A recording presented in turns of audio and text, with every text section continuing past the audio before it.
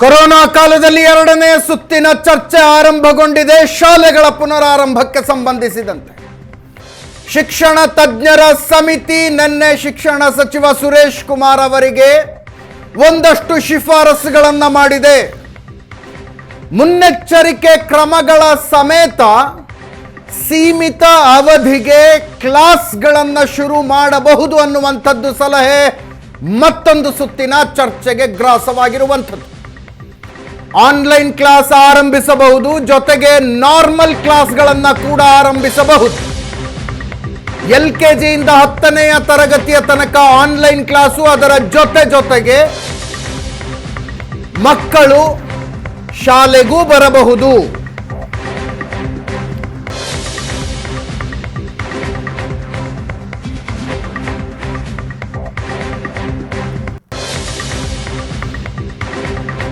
ತಜ್ಞರ ಸಮಿತಿಯ ಶಿಫಾರಸುಗಳು ಏನು ಅನ್ನೋದನ್ನ ವಿವರವಾಗಿ ಹೇಳ್ತೀವಿ ನಾವು ನಿಮಗೆ. ನೆನಪಿರಲಿ, ಇವು ಶಿಫಾರಸುಗಳು.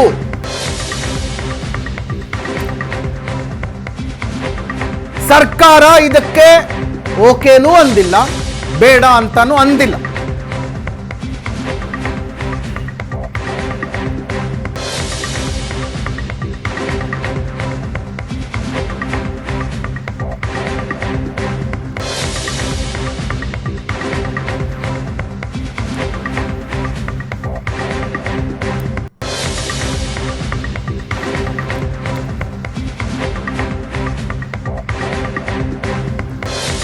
ಪ್ರಿ KG, LKG ಮತ್ತು UKG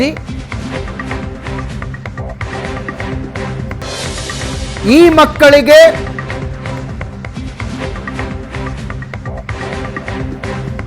ಮೂವತ್ತು ನಿಮಿಷದ ಒಂದು ಅವಧಿ.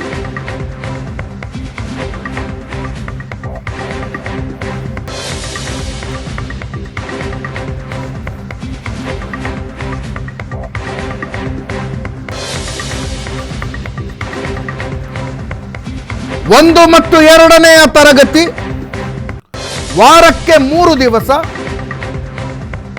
ಪ್ರತಿದಿನ 2 ಕ್ಲಾಸು 30 ನಿಮಿಷ.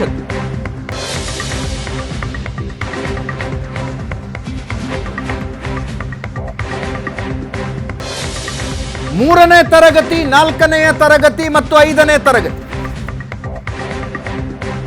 ವಾರಕ್ಕೆ 5 ದಿನ, ಪ್ರತಿದಿನ 30 ನಿಮಿಷದ 2 ಕ್ಲಾಸ್ಗಳು.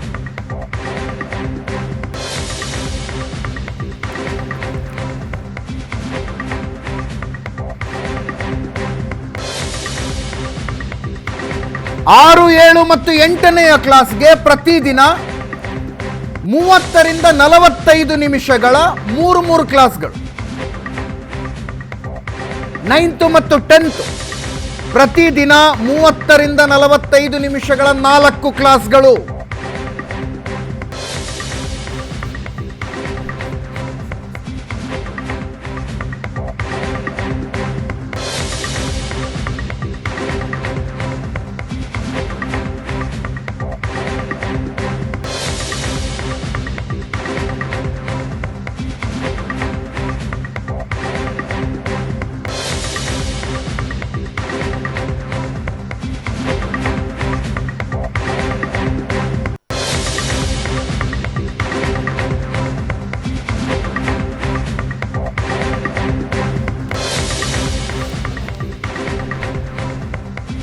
ಆನ್ಲೈನ್ ಕ್ಲಾಸಿಗೆ ಇಂಥ ಮಾರ್ಗಸೂಚಿಗಳನ್ನ ಇಟ್ಕೊಳ್ಳಬಹುದು ಅಂತ ತಜ್ಞರ ಸಮಿತಿ ಶಿಫಾರಸು ಮಾಡಿದೆ.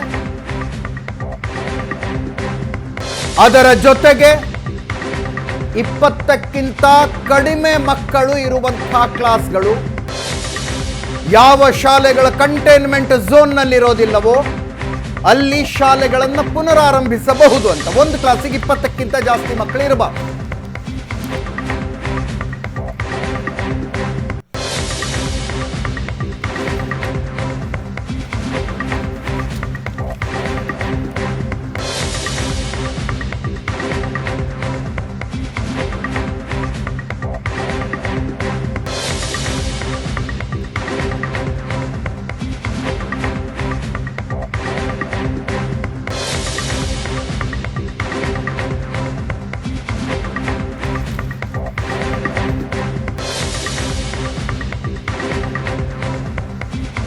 ಹಾಗಾದರೆ ಆನ್ಲೈನ್ ಕ್ಲಾಸ್ ಮಾಡ್ತಾ ಇದ್ದೀವಿ, ಫೀಸ್ ಕೊಡಿ ಅಂತ ಮತ್ತೊಂದು ಸುತ್ತಿನ ವಸೂಲಿ ಆರಂಭವಾಗುತ್ತೆ. ಕೊರೋನಾ ಕಷ್ಟದ ಸಮಯದಲ್ಲಿ ಆನ್ಲೈನ್ ಕ್ಲಾಸ್ ಹೆಸರಿನಲ್ಲಿ ಫೀಸ್ ವಸೂಲಿ ಮಾಡಬಹುದಾ?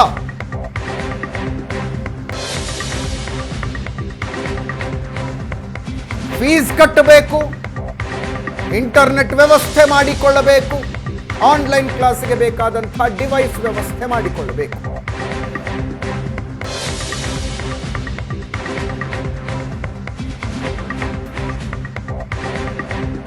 ಖಾಸಗಿ ಶಾಲೆಗಳ ಒಕ್ಕೂಟದ ಶಶಿಕುಮಾರ್ ನಮ್ಮ ಜೊತೆ ಫೋನ್ ಸಂಪರ್ಕದಲ್ಲಿದ್ದಾರೆ. ನಮಸ್ಕಾರ ಶಶಿಕುಮಾರ್ ಅವರೇ. ನಮಸ್ಕಾರ. ಹೇಳಿ. ಸಂತೋಷ ಆಗಿದೆ ಅಂತ ಅಂದ್ಕೊಳ್ತೀನಿ. ತಜ್ಞರ ಸಮಿತಿಯ ಶಿಫಾರಸು ಹೆಂಗೋ ಒಂದು ಕ್ಲಾಸ್ ಶುರು ಮಾಡಬಹುದು. ಇಲ್ಲಿ ಸಂತೋಷದ ಮಾತು ಬರೋಲ್ಲ. ತುಂಬಾ ಸ್ಪಷ್ಟವಾಗಿ ನಾನು ಒಬ್ಬ ಸದಸ್ಯನಿದ್ದೆ.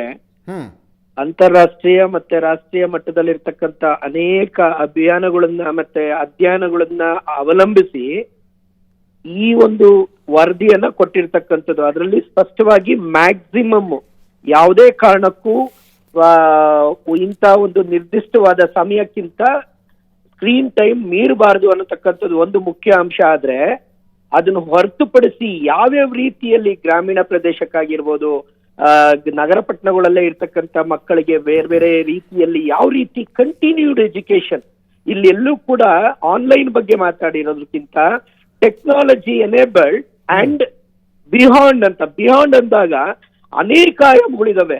ಇಲ್ಲಿ ಇನ್ನೊಂದು ನೀವು ಹೇಳ್ತಾ ಇದ್ರಿ ಶಾಲೆಗಳು ಪ್ರಾರಂಭ ಮಾಡೋದಿಕ್ಕಲ್ಲ ಶಿಫಾರಸ್ ಇರೋದು. ಕೆಲ ಕಮ್ಮಿ ಅಂಕಿ ಅಂಶದಲ್ಲಿ ಇರ್ತಕ್ಕಂಥ ಶಾಲೆಗಳಲ್ಲಿ ಮಕ್ಕಳನ್ನ ಅಲ್ಲಿರ್ತಕ್ಕಂಥ ಶಿಕ್ಷಕರು ಸುತ್ತಮುತ್ತ ಇರ್ತಕ್ಕಂಥವ್ರು ಬೇರೆ ಬೇರೆ ಯಾವ್ಯಾವ ಆಯಾಮದಲ್ಲಿ ಆ ಮಕ್ಕಳನ್ನ ಇತರ ಒಂದು ಎಂಗೇಜ್ ಮಾಡಬಹುದು ಅನ್ನತಕ್ಕಂಥ ಆಲೋಚನೆಗೆ ಈ ಒಂದು ವರದಿ 51 ಪೇಜಿನ ವರದಿ ನೀವೇನಾರ ಓದಿದ್ರೆ ತುಂಬಾ ಸರಳವಾಗಿ ತುಂಬಾ ಸ್ಪಷ್ಟವಾಗಿದೆ. ಇಲ್ಲಿ ಎಲ್ಲಿ ಕೂಡ ನೀವು ಇದು ಒಂದೇ ಪರಿಹಾರ ಅಂತಕ್ಕಂಥದ್ದಲ್ಲ. ಇದನ್ನು ಹೊರತುಪಡಿಸಿ ಟಿವಿ ಇದೆ, ರೇಡಿಯೋ ಇದೆ, ಮಾಧ್ಯಮಗಳಿಂದ ಬೇಕಾದಷ್ಟು ರೀತಿಯಲ್ಲಿ ಮಗುವಿನ ಕಂಟಿನ್ಯೂಡ್ ನಿಮ್ಮ ಒಂದು ವೇದಿಕೆಯಲ್ಲೇ ನಾನು ಮಾತಾಡಿದಾಗ ಒಂದು ವೈದ್ಯರು ವಿರೋಧಿಸಿದ್ರು, ಇಲ್ಲ 1 ವರ್ಷ 2 ವರ್ಷ ಕಲೀಲಿಲ್ಲ ಅಂದ್ರೆ ಏನೂ ಆಗಲ್ಲ ಅಂತ. ಇದು ಅಧ್ಯಯನದ ಮುಖಾಂತರ ತೆಗೆದುಕೊಂಡಾಗ ಆ ಕಂಟಿನ್ಯೂಡ್ ಎಜುಕೇಶನ್ ಎಷ್ಟು ಅಗತ್ಯ, ಅದು ಯಾವ ರೀತಿ ಇರಬೇಕು. ಆಮೇಲೆ ಇಲ್ಲಿ ಎಲ್ಲೂ ಕೂಡ ಸಿಲೆಬಸ್ ಮಾಡಬೇಕು ಅಂತ ಹೇಳಿಲ್ಲ. ಈ ಪೂರ್ವ ಪ್ರಾಥಮಿಕ ಹಂತದಲ್ಲಿ ಸಿಲೆಬಸ್ ಇಲ್ಲ. ಈ ರೀತಿಯಲ್ಲಿ ಈ ಒಂದು ಬೋಧನೆ ಹೇಗಿರಬೇಕು ಅಂತ ಕೂಡ ಈ ಶಿಫಾರಸ್ನಲ್ಲಿದೆ ಶಶಿಕುಮಾರ್ ಅವರೇ. ಯಾವುದನ್ನ ಬೋಧನೆ ಹೆಂಗಿರಬೇಕು ಅಂತ ಕೂಡ ಶಿಫಾರಸ್ನಲ್ಲಿದೆ.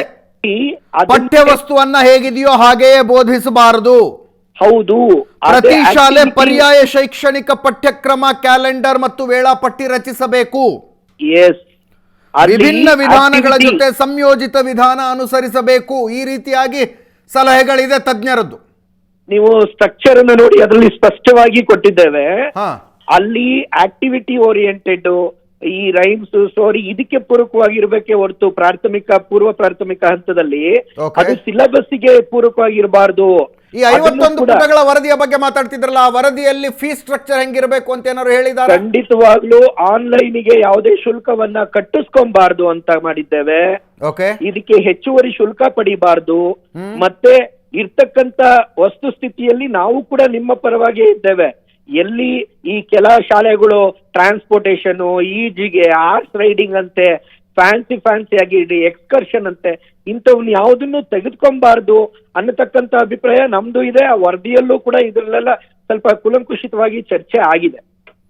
ಸೊ ಆನ್ಲೈನ್ಗೆ ಪ್ರತ್ಯೇಕ ಫೀ ಇಲ್ಲ, ರೆಗ್ಯುಲರ್ ಫೀ ತಗೊಳ್ಳಿ ಅಂತ.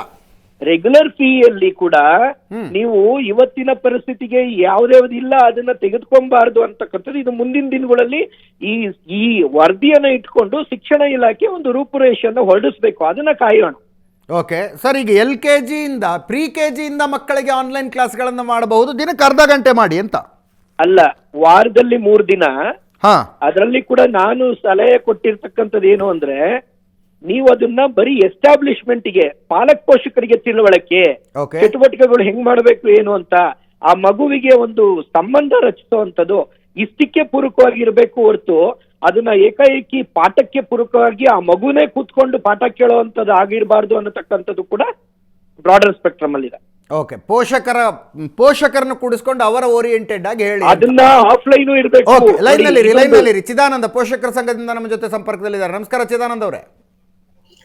ನಮಸ್ಕಾರ ಸರ್. ನೋಡಿದ್ರ ಸರ್ ತಜ್ಞರ ಸಮಿತಿಯ ಶಿಫಾರಸುಗಳನ್ನ?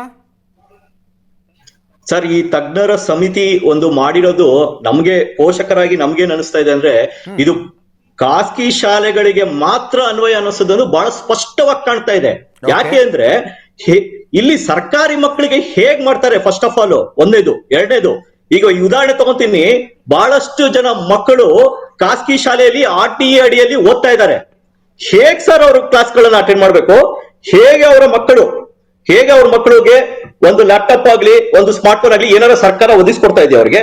ಶಿಕ್ಷಣ ಸಚಿವರು ಬಹಳ ತುಂಬಾ ಚೆನ್ನಾಗಿ ಹೇಳ್ತಾರೆ, ಏನಂದ್ರೆ ನಾನು ಪ್ರತಿಯೊಂದು ಮಗುಗೂ ಶಿಕ್ಷಣ ತಲುಪಿಸೋದು ನನ್ನ ಜವಾಬ್ದಾರಿ ಅಂತಾರೆ. ಏನ್ ಸರ್ ಇದು ಜವಾಬ್ದಾರಿ? ಇದು ಯಾವ ರೀತಿ ಇವ್ರು ಜವಾಬ್ದಾರಿ ತಗೊಂತಾ ಇದ್ದಾರೆ ಶಿಕ್ಷಣ ಸಚಿವರು?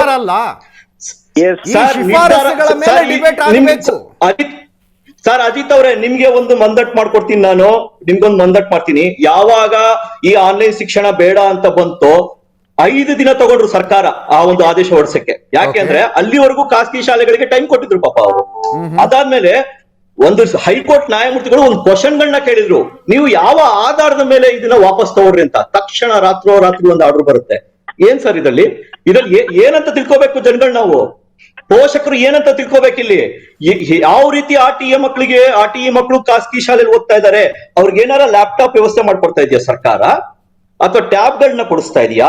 ಇಂಟರ್ನೆಟ್ ಕನೆಕ್ಷನ್ ಗಳನ್ನ ಕೊಡ್ತಾ ಇದೆಯಾ? ಯಾಕೆ ಆ ಒಂದು ಶಾಲೆಯಲ್ಲಿ ಓದ್ತಾ ಇರುವಂತಹ ಪ್ರೈವೇಟ್ ಶಾಲೆಯಲ್ಲಿ ಓದ್ತಾ ಇರುವಂತಹ ಒಂದು ಮಗು ಈ ಶಿಕ್ಷಣದಿಂದ ವಂಚಿತರಾಗುವಂತ ಉದ್ದೇಶದಿಂದನೇ ಮಾಡ್ತಾ ಇದಾರ ಸರ್ಕಾರ? ಯಾಕೆ ಇಲ್ಲಿ ಏನೋ ಪ್ರೈವೇಟ್ ಶಾಲೆಗಳಿಗೆ ಮಾತ್ರ ಮಕ್ಕಳು ಚೆನ್ನಾಗಿ ಓದ್ತಾ ಇರ್ಬೇಕು, ಸರ್ಕಾರಿ ಶಾಲೆ ಮಕ್ಕಳು ಏನೆಲ್ಲಾರು ಪರವಾಗಿಲ್ವಾ? ಸರ್ ಏನಿದು ತಜ್ಞರ ಸಮಿತಿ? ಸರ್, ತಜ್ಞರ ಸಮಿತಿ ವರದಿಯನ್ನ ನಾವು ಪೋಷಕರಾಗಿ ಕಂಪ್ಲೀಟ್ ಆಗಿ ಖಂಡಿಸ್ತೀವಿ. ಬೇಕಾಗಿಲ್ಲ ಇದು.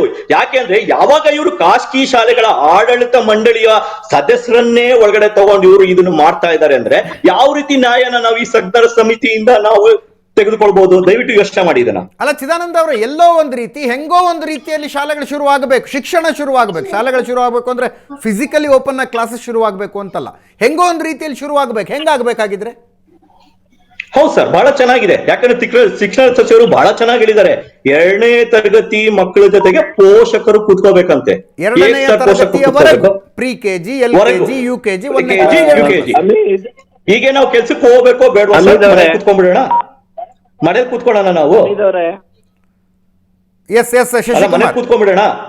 ಈಗ ನಾನು ಇನ್ನೊಂದು ಲೈವ್ ಅಲ್ಲಿ ಇದ್ದೀನಿ, ನಾನು ಇದಕ್ಕೆ ಸ್ಪಷ್ಟೀಕರಣ ಕೊಟ್ಬಿಟ್ಟು ಇದ್ ಮಾಡ್ತೀನಿ. ಇವತ್ತಿನ ದಿನ 51 ಪೇಜ್ ಯಾರು ಮಾತಾಡ್ತಾರಲ್ಲ ಅವ್ರು 51 ಪೇಜ್ ಸಂಪೂರ್ಣ ಓದಿ ಶಿಫಾರಸ್ ಏನಿದೆ ಅಂತಾರಾಷ್ಟ್ರೀಯ ರಾಷ್ಟ್ರೀಯ ಮಟ್ಟದಲ್ಲಿ ಇರ್ತಕ್ಕಂಥದ್ದು ಮತ್ತೆ ಸರ್ಕಾರ ಶಾಲೆಯಲ್ಲಿ ಓದ್ತಾ ಇರ್ತಕ್ಕಂಥ ಮಕ್ಕಳಿಗೂ ಅನುಕೂಲ ಆಗೋ ರೀತಿಯಲ್ಲಿ ಈ ಶಿಫಾರಸ್ ಇದೆ ಹೊರತು ಸರ್ಕಾರಿ ಶಾಲೆ ಮಕ್ಕಳಿಗೆ ಆನ್ಲೈನ್ ಶಿಕ್ಷಣ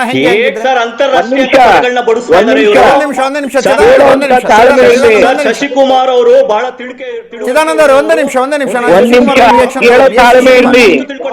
ಯಾವ ರೀತಿ ಅಂತಾರಾಷ್ಟ್ರೀಯ ಪದನ ಬಳಸ್ತಾ ಇದ್ದಾರೆ ಅವರು, ಏನ್ ಸ್ಟಡಿ ಮಾಡಿದ್ದಾರೆ? ಒಂದೇ ನಿಮಿಷ ಚಿದಾನಂದ ಬರ್ತೀನಿ ನಾನು. ಇಲ್ಲಿ ಹೇಳೋದನ್ನ ತಾಳ್ಮೆ ಇರ್ಲಿ ಶಶಿಕುಮಾರ್ ಅವರು, ತಾಳ್ಮೆ ಇರ್ಲಿ. ನಾವು ಮಾಡಿದೀವಿ ಅನ್ನೋದನ್ನ ಈ ಪದಗಳನ್ನ ನಾನು ಶಶಿಕುಮಾರ್ ಸಾರ್ ಅಂತ ಅವರಿಂದ ನಾನು ಇದನ್ನ ಎಕ್ಸ್ಪೆಕ್ಟ್ ಮಾಡಿರಲಿಲ್ಲ. ಚಿದಾನಂದ್ ಒಂದೇ ನಿಮಿಷ ಶಶಿಕುಮಾರ್ ಅವರ ಪಾಯಿಂಟ್ ಕ್ಲಿಯರ್ ಮಾಡ್ಲಿ. ಶಶಿಕುಮಾರ್ ಅವರೇ ಮಾಡಿ. ಪ್ರಾಕ್ಟಿಕಲ್ ಇಶ್ಯೂಸ್ ಇದೆ ಸರ್. ಕರ್ನಾಟಕದ ಎಷ್ಟು ಪ್ರದೇಶಗಳಲ್ಲಿ ಸರಿಯಾಗಿ ಇಂಟರ್ನೆಟ್ ಬರುವ ಪ್ರದೇಶದಲ್ಲಿ ಎಷ್ಟು ಪೋಷಕರು ತಮ್ಮ ಮಕ್ಕಳಿಗೆ ಆನ್ಲೈನ್ ಕ್ಲಾಸ್ಗಾಗಿ ಸ್ಮಾರ್ಟ್ ಫೋನ್ಗಳನ್ನ ಅಥವಾ ಲ್ಯಾಪ್ಟಾಪ್ ಗಳನ್ನ ಇಟ್ಕೊಂಡಿದ್ದಾರೆ? ಹಲೋ, ಎಸ್ ಚಿದಾನಂದ್ ಹೇಳಿ ಶಶಿಕುಮಾರ್ ಅವರೇ. ಶಶಿಕುಮಾರ್ ಹೇಳಿ. ಮಾಡಿ ಸರ್, ಮಾಡಿ ಸರ್. ನಾನ್ ಪ್ಯಾಚ್ ಆಗ್ತಾ ಇದ್ದೀನಿ. ಇದು ಒಂದು ಸಮಸ್ಯೆ. ಇಲ್ಲಿ 51 ಪೇಜ್ ಪೂರ್ತಿ ಓದ್ಬಿಟ್ಟು ಆನಂತರ ಡಿಬೇಟ್ ಮಾಡಿದ್ರೆ ತುಂಬಾ ಅರ್ಥಪೂರ್ವಕವಾಗಿರುತ್ತೆ. ಕಾನೂನಾತ್ಮಕವಾಗಿ ಕೂಡ ಕೋರ್ಟ್ ಕೂಡ ಇದನ್ನ ಎತ್ತಿಡಿದು ಯಾಕೆ ಮಾಡಬಾರ್ದು, ಯಾಕೆ ವಂಚಿತ ಮಾಡ್ತಾ ಇದ್ದೀರಾ ಅಂದವಾಗ ಇವೆಲ್ಲ ಮಾಡಿರ್ತಕ್ಕಂಥ. ಸರ್, ಈಗ ಚಿದಾನಂದ್ ಅವರ ವಾದ, ನೀವು ಆನ್ಲೈನ್ ಕ್ಲಾಸ್ ಶುರು ಮಾಡಿದ್ರೆ ಕೆಲವರನ್ನ ವಂಚಿಸಿದ ಹಾಗಾಗುತ್ತೆ ಅಂತ. ಇಲ್ಲ ಎಷ್ಟು ಪೋಷಕರು ತಮ್ಮ ಮಕ್ಕಳಿಗೆ ಆನ್ಲೈನ್ ಕ್ಲಾಸಿಗೆ ಡೆಡಿಕೇಟೆಡ್ ಆಗಿ ಇಡೋದಕ್ಕೆ ಸ್ಮಾರ್ಟ್ ಪೋಷಕರು ಪಕ್ಕದಲ್ಲಿ ಓದಿಸೋ ಸ್ಥಿತಿಲಿ ಇದ್ದಾರೆ. ನೋಡಿ, ನಾನು 2 ಟಿವಿ ಜೊತೆ ಮಾತಾಡಕ್ ಆಗಲ್ಲ. ಇಲ್ಲಿ ಪ್ಯಾಚ್ ಅಲ್ಲಿ ಇದ್ದೀನಿ. ಇಲ್ಲಾಂದ್ರೆ ಸರಿಯಾದ ಉತ್ತರವನ್ನ ಕೊಡ್ತಾ ಇದ್ದೆ. ಇನ್ನೂ ಒಂದ್ಸಲ ಹೇಳ್ತೇನೆ, ದಯಮಾಡಿ ಮಾಧ್ಯಮದವರು ತಾಳ್ಮೆಯಿಂದ 51 ಪೇಜು ಶಿಫಾರಸು ನಿಷ್ಪಕ್ಷಪಾತವಾಗಿ ಬರೀ ಆನ್ಲೈನ್ ಅಲ್ಲ ಆಫ್ಲೈನ್ ಅವೈಲಬಲ್ ಇರಬೇಕು ಅನ್ನತಕ್ಕಂತ ಒಂದು ಇದರಲ್ಲಿ ಮಾಡಿದೆ. ಪ್ರಾಕ್ಟಿಕಲ್ ಪ್ರಾಬ್ಲಮ್ಸ್ ಇದೆ. ಹೌದು, ನೀವು ಹೇಳೋದು ಪೋಷಕರ ಕೆಲ್ಸಕ್ಕೆ ಹೋಗೋದು ಬೇಡವಾ ಅಂತ. ಸರ್, ಕೆಲ್ಸಕ್ಕೆ ಹೋದ್ರೆ ಮಕ್ಕಳನ್ನ ಎಲ್ಲಿ ಬಿಟ್ಟಿದ್ದಾರೆ ಆಗಿದ್ರೆ ಪೋಷಕರು ತಂದೆ ಅಥವಾ ತಾಯಿನೇ ಕೂತ್ಕೋಬೇಕು ಅಂತ ಈ ಗೈಡ್ಲೈನ್ ಹೇಳೋದಿಲ್ಲ. ಮನೆಯಲ್ಲಿರುವಂತ ಯಾವ ದೊಡ್ಡವರು ಕೂತ್ಕೊಂಡ್ರು ಓಕೆ. ಸರ್, ನನ್ಗೆ ಸರ್ಕಾರಕ್ಕೆ ಬಹಳ ನೇರವಾಗಿ ಒಂದು ಪ್ರಶ್ನೆನ ಕೇಳಕ್ಕೆ ಇಷ್ಟಪಡ್ತೀನಿ ನಾನು. ಯಾವ ಕಾರಣಕ್ಕಾಗಿ ಅವ್ರು ಇವತ್ತು ಒಂದು ಫಿಲ್ಮ್ ಥಿಯೇಟರ್ ಅನ್ನ ಓಪನ್ ಮಾಡಿಲ್ಲ? ಯಾವ ಕಾರಣಕ್ಕಾಗಿ? ಯಾಕಂದ್ರೆ ಅಲ್ಲಿ ಸಾಮಾಜಿಕ ಅಂತರ ಇರೋದಿಲ್ಲ, ಅಲ್ಲಿ ಕಾಮನ್ ಟಾಯ್ಲೆಟ್ಸ್ ಗಳನ್ನ ಯೂಸ್ ಮಾಡ್ತಾರೆ. ಇವೆಲ್ಲ ಬಹಳಷ್ಟು ಸೂಕ್ಷ್ಮತೆಯಿಂದ ಇವತ್ತು ಇವರು ಒಂದು ಥಿಯೇಟರ್ ಓಪನ್ ಮಾಡಕ್ಕೆ ರೆಡಿ ಇಲ್ಲ ಸರ್ಕಾರ. ಅದರಿಂದ ಬಹಳಷ್ಟು ಚೆನ್ನಾಗಿ ನಿಮ್ಗೆ ಗೊತ್ತಿದೆ, ಚಿತ್ರೋದ್ಯಮದಲ್ಲಿ ಅವ್ರಿಗೆಲ್ಲ ಬಹಳಷ್ಟು ಹೊಡೆತ ಬಿದ್ಬಿಟ್ಟಿದೆ. ಅದು ತಡ್ಕೊಳಕ್ ಆಗ್ತಾ ಇಲ್ಲ ಇವಾಗ. ಅವ್ರು ಪಾಪ ಅಲ್ಲಿ ಯಾರು ಸರ್ ಹೋಗ್ತಾರೆ? ಅಲ್ಲಿ ಹೋಗೋರು ವಯಸ್ಕರೇ, ಎಲ್ಲಿ ಅಥವಾ ಅವ್ರ ಮಕ್ಕಳ ಜೊತೆ ಹೋದ್ರು ಅವ್ರು ಕೇಳ್ಕೊಂತಾರೆ. ಅಂತದ್ರಲ್ಲಿ ಇಲ್ಲಿ ಶಾಲೆಗಳನ್ನ ಒಂದು ಪುನರಾರಂಭ ಮಾಡ್ಬೇಕು, ಜೊತೆಗೆ online. Sir, first of all ಈ ಆನ್ಲೈನ್ ಅನ್ನ ಪದವನ್ನ ಈ ಶಿಕ್ಷಣ ಸಮಿತಿಯ ವರದಿನೇ ತೆಗೆದು ಬಿಡ್ಬೇಕು ಸರ್. ಯಾಕೆ ಅಂದ್ರೆ ಈ ಆನ್ಲೈನ್ ಅನ್ನೋ ಪದವನ್ನ ಇವರು ಯೂಸ್ ಮಾಡ್ತಾ ಇರೋದೇ ಲೂಟಿ ಮಾಡಕ್ ಪರ್ಪಸ್ಗೋಸ್ಕರ ಅಷ್ಟೇ, ಇನ್ನೇನಕ್ಕೂ ಅಲ್ಲ. ಸರ್, ಆನ್ಲೈನ್ ಪ್ರತ್ಯೇಕ ಶುಲ್ಕ ವಸೂಲಿ ಮಾಡೋದಿಲ್ಲ ಅಂತ ಶಾಲೆಗಳವ್ರು ಹೇಳಿದ್ರೆ ಒಪ್ಗೆನಾ ತಮ್ಗೆ? ಸರ್ ಒಂದು ಇಲ್ಲಿ ಒಪ್ಪಿಗೆ ಕೊಡೋದಕ್ಕೆ ನಾನಾಗ್ಲಿ ಬೇರೆಯವ್ರಾಗ್ಲಿ ಯಾರಿಲ್ಲ ಸರ್. ಯಾವ ರೀತಿ ಇವರು ಫಸ್ಟ್ ಆಫ್ ಆಲ್ ಆನ್ಲೈನ್ ಅನ್ನೋದು ಕಾನ್ಸೆಪ್ಟ್ ಹೇಗೆ ತಗೊಂಡ್ಬರ್ತಾರೆ ಸರ್? ಪ್ರತಿಯೊಂದು ಮಗುಗೂ ತಲುಪುತ್ತಾ ಸರ್? ಒಂದು ಅರ್ಥ ಮಾಡ್ಕೊಳ್ಳಿ, ನಮ್ಮ ಶಾಲೆಗಳು ಒಂದು ನಿಗದಿತವಾದ ಜಾಗಗಳಲ್ಲಿ ನಡಿಬೇಕು. ಟೀಚರ್ಸ್ ಮನೇಲಿ ಕೂತ್ಕೊಂಡು ಪಾಠ ಮಾಡೋದಲ್ಲ, ಮಕ್ಕಳು ಮನೇಲಿ ಕೂತ್ಕೊಂಡು ಪಾಠ ಕೇಳೋದು ಅಲ್ಲ ಸರ್. ಕೊರೋನಾ ಟೈಮು ಸರ್, ಎಲ್ಲಾ ಕ್ಷೇತ್ರಗಳು ಆಲ್ಟರ್ನೇಟಿವ್ ಗಳನ್ನ ಹುಡುಕಿಕೊಂಡಿರುವಾಗ ಶಿಕ್ಷಣ ಕ್ಷೇತ್ರ ಹುಡುಕಿಕೊಳ್ಳಬಾರ್ದಾ? ಯಾಕೆ ಸರ್ ಮತ್ತೆ ಸರ್ಕಾರ ಒಂದು ಥಿಯೇಟರ್ ಓಪನ್ ಮಾಡಕ್ ಆಗ್ತಾ ಇಲ್ಲ? ಯಾಕೆ ಸರ್ ಆಲ್ಟರ್ನೇಟಿವ್ ತಗೊಳಕ್ ಆಗ್ತಾ ಇಲ್ಲ ಸರ್ಕಾರಕ್ಕೆ? ಯಾಕೆ ಸರ್? ಅದೊಂದು ಕಾರಣ ಇರ್ಬೇಕಲ್ಲ ಸರ್. ಸರ್, ಇಲ್ಲಿ ನಾವು ಹೇಳ್ತಾ ಇರೋದು, ಈಗ ಟಿವಿ ಚಾನೆಲ್ಸ್ ಗಳು ಬಹಳ ತುಂಬಾ ಚೆನ್ನಾಗಿ ಬರ್ತಾ ಇದೆ, ಎಜುಕೇಶನ್ ಗಿಂತ ಬಹಳಷ್ಟು ಚಾನೆಲ್ಗಳಿದೆ. ಇವರು ಆನ್ಲೈನ್ ಅನ್ನೋ ಪದವನ್ನ ದಯವಿಟ್ಟು ಕಿತ್ತಾಕ್ಬೇಕು ಫಸ್ಟ್. ನಾನು ಹೇಳ್ತಾ ಇರೋದು ದೂರದರ್ಶನ ಇದೆ, ಅಂತದ್ರಲ್ಲಿ ಅವರು ಬೇಕಾದ್ರೆ 1ನೇ ತರಗತಿಯಿಂದ ಹಿಡಿದು 10ನೇ ತರಗತಿ ಆಗ್ಲಿ 12ನೇ ತರಗತಿ ಆಗ್ಲಿ ಮಕ್ಕಳುಗಳಿಗೆ ಪ್ರೋಗ್ರಾಮ್ಗಳು ಮಾಡ್ಲಿ, ಅದನ್ನ ಪ್ರತಿಯೊಂದು ಶಾಲೆಗಳು ಬೇಕಾದ್ರೆ ಪೋಷಕರಿಗೆ ತಿಳಿಸ್ಲಿ. ಇಂಥ ಚಾನೆಲ್ ಅಲ್ಲಿ ಇಷ್ಟು ತರಗತಿಗೆ ಇಷ್ಟು ಗಂಟೆಯಿಂದ ಇಷ್ಟು ಟೈಮ್ ವರೆಗೂ ಒಂದು ಕ್ಲಾಸ್ ಆಗ್ತಾ ಇದೆ, ದಯವಿಟ್ಟು ನೋಡಿ. ಆನ್ಲೈನ್ ಕ್ಲಾಸ್ಗೂ ನೀವು ಹೇಳುವ ರೀತಿ ಚಾನೆಲ್ ಮೂಲಕ ಕೊಡುವಂತಹ ಶಿಕ್ಷಣಕ್ಕೂ ಏನ್ ವ್ಯತ್ಯಾಸ? ಆನ್ಲೈನ್ ನಲ್ಲಿ ಕೊನೆ ಪಕ್ಷ ಇಂಟರಾಕ್ಷನ್ ಆದ್ರೂ ಇರುತ್ತೆ ಸರ್. ಡೌಟ್ ಬಂದಿದ್ದನ್ನ ಮಗು ಕೇಳಬಹುದು, ಡೌಟ್ ಬಂದಿದ್ದನ್ನ ಪೋಷಕರು ಕೇಳಬಹುದು. ಟೂ ವೇ ಕಮ್ಯುನಿಕೇಶನ್ ಆದ್ರೂ ಇರುತ್ತೆ ಆನ್ಲೈನ್ ಕ್ಲಾಸ್.